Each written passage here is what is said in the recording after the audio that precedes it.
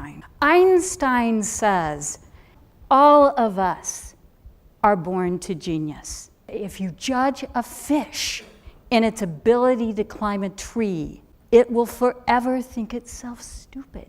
If we look at E equals mc squared, the reason it has stood the test of time, it is a metaphor of the mission of life. This next 12 minutes is about human systems technology.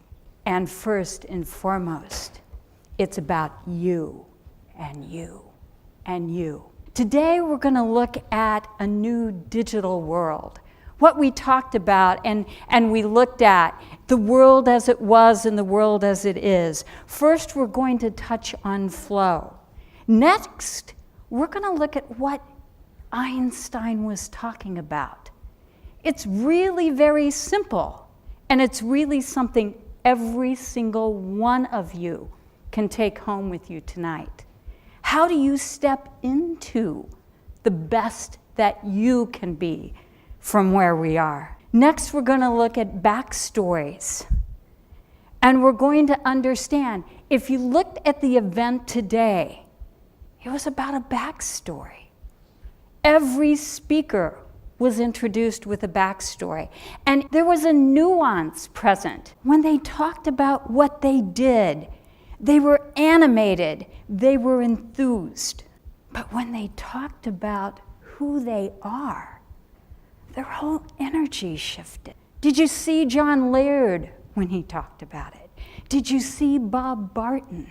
There is an energy shift. There's a conference buzz. What is being said is sparking something on the inside of you. We live in the world that was, and as I mentioned, it is still the world as it exists today, and it exists in hierarchy, and it is an inert system, and it is a man-made system, and we, all of us, are defined by the hierarchy. It's telling us what to do, when to do it, and how to do it.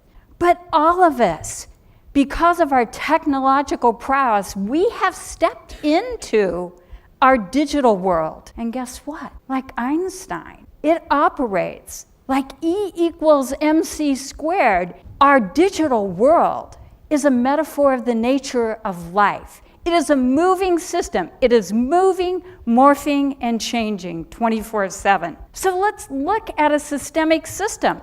And you think, what's the human body have to do with the integration of our economy that we have experienced today? Well, the human system has 78 organs and 78 organ systems. And guess what? In the human system, none of the systems are competing for supremacy. And in fact, if they did, we wouldn't exist. And so if you look at today, the hub, if you look at, we had 20 sectors of our state's economy on this stage, each one of them an individual system. But when we come together and we unite, we're a panoramic view of a $2 trillion economy. And look at that. If you compare it to a wheel, you know yourself, if you have a spoke in a wheel and the spoke breaks, it throws stress on the entirety of the wheel. And eventually the wheel won't turn. Or environmentally, if we eat the wrong food, or if we don't exercise, systemically, it shifts the environment of the human system. There's another phrase of Einstein that none of life is a miracle, or all of life is a miracle.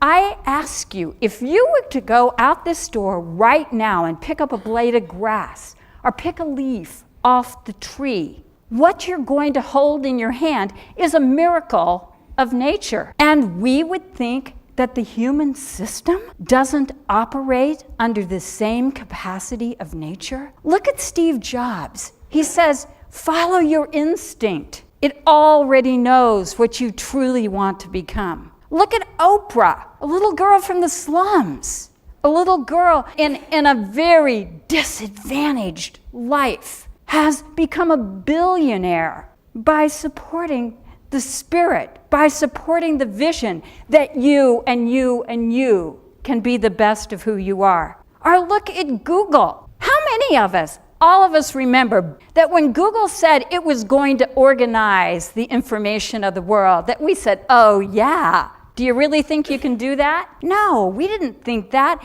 And look, they have done that. But more importantly, they have organized the information of the world. So now you and you and you and you have a capacity to absolutely access the knowledge of the world relational to your specific needs.